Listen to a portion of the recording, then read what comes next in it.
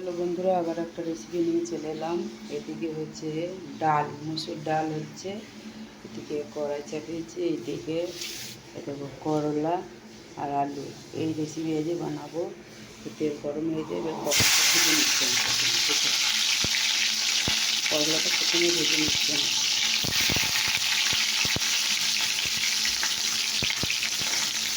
দেখতে পাচ্ছ, করলাটা প্রথমে একটু ভেজে নেবেন।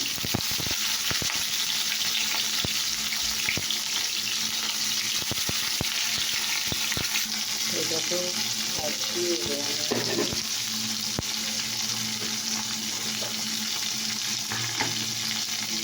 পাবো।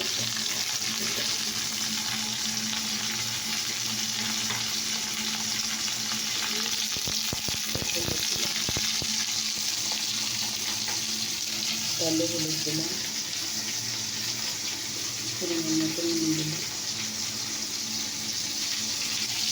একটু কিছুক্ষণ দিলাম। কারণ এটা ভাজা হচ্ছে।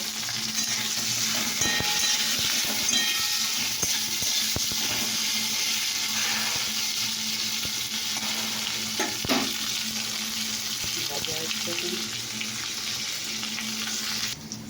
তো দেখো বন্ধুরা, তেল চাপিয়ে দিয়েছি, এদিকে ডাল ভেজে নিয়েছি, এদিকে করলা একটু ভাজা আছে। এতে এই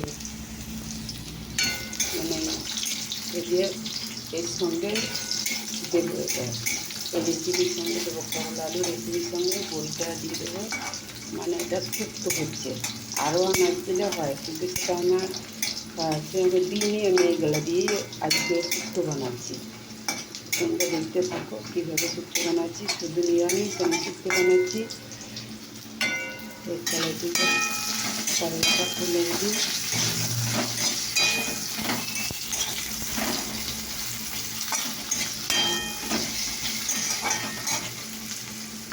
তাহলে এইদিকে হয়ে গেছে। দেখো বন্ধুরা, আমার এটা পরোটা ভেজে নামিয়ে নিয়েছি। দেখো এবার ডালটা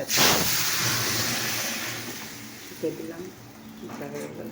এবার এখানে আছে, এখানে দিচ্ছি।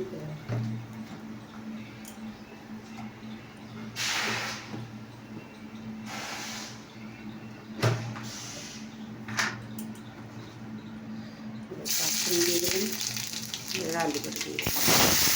শুক্তো দিয়ে কড়াটা তারপর দেখতে দেবো। দেখতে থাকো।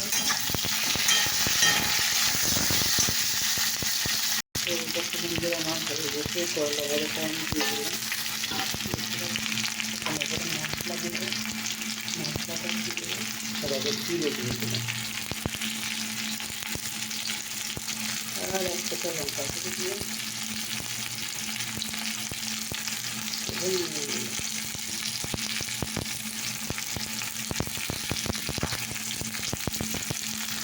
দিলাম। তো দেখো বন্ধুরা, আমার রেসিপি হয়ে গেল। মানে করলা দিয়ে দিয়েছি, আর তোমার বড়িও দিয়ে দিয়েছি। এর সঙ্গে বড়ি আছে, তো দেখতে পাচ্ছ বড়ি আছে, বড়ি আছে। আর একটু সেদ্ধ হলেই আমি নামিয়ে দেবো। তো আমার রেসিপিটা কেমন লাগলো অবশ্যই কমেন্ট করে জানাবে।